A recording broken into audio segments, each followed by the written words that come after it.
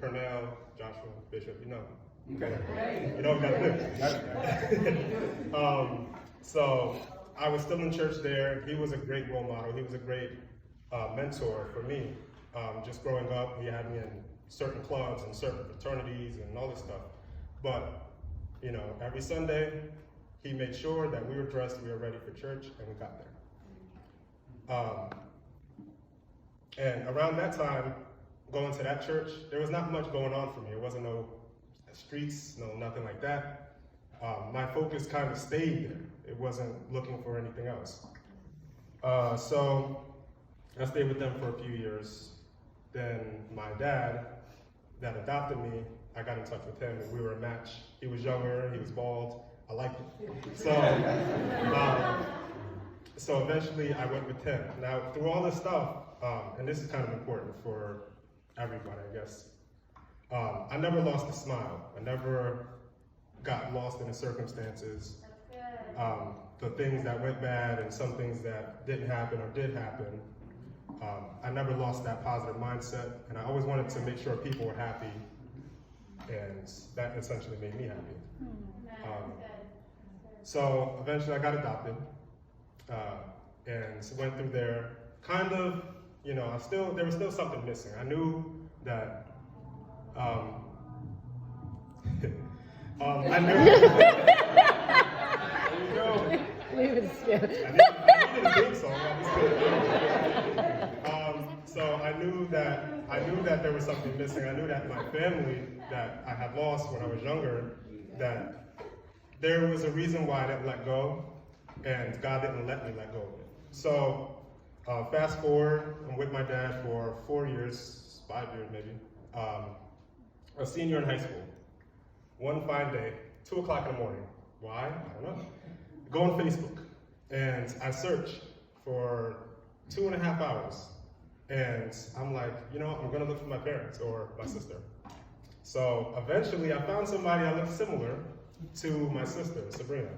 Oh, fun fact, the reason why they call me Skip is because my last name is Skipwood.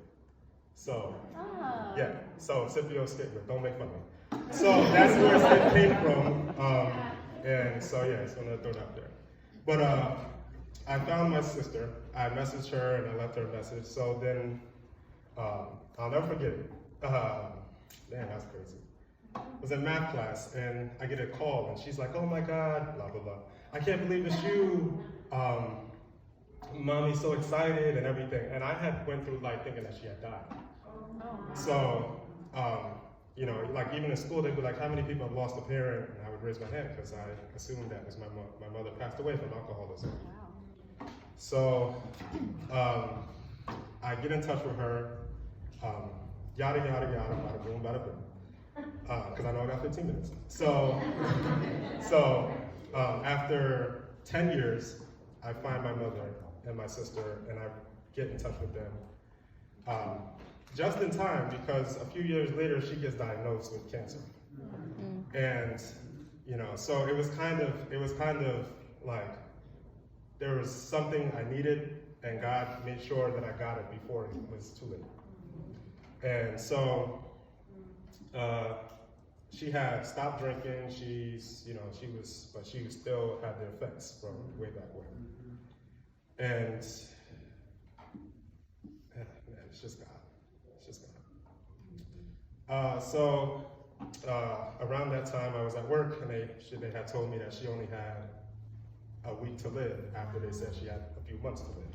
So Bishop, the pastor, I remember, came to Jersey to the hospital, prayed over her, and they had all went down.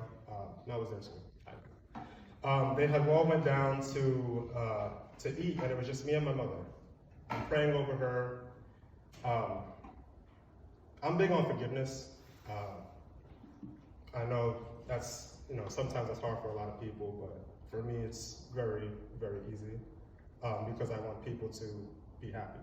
Yeah. So I don't know why I would tell my mother I forgive her, but I told her I forgive her. And she had stopped talking, she had stopped eating. But when I said that, she looked at me and she made a noise. And she had not made any noise since then or before then. And I knew that was God because that was something she was holding on to. And I understand it as I got older, but at the time, you know, I said it again, and she looked at me, and I just knew, and I started crying. I can see she wanted to cry, and you know, eventually she did pass away. But I stay with those verses because those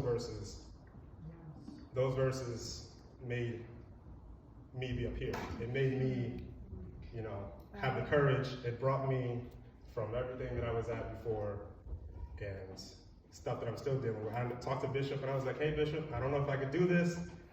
Give me like 5 years, I'll probably be ready. And he said, I said, there's stuff that I'm not done dealing with. And he said, hey, you have a testimony. There could be more than one.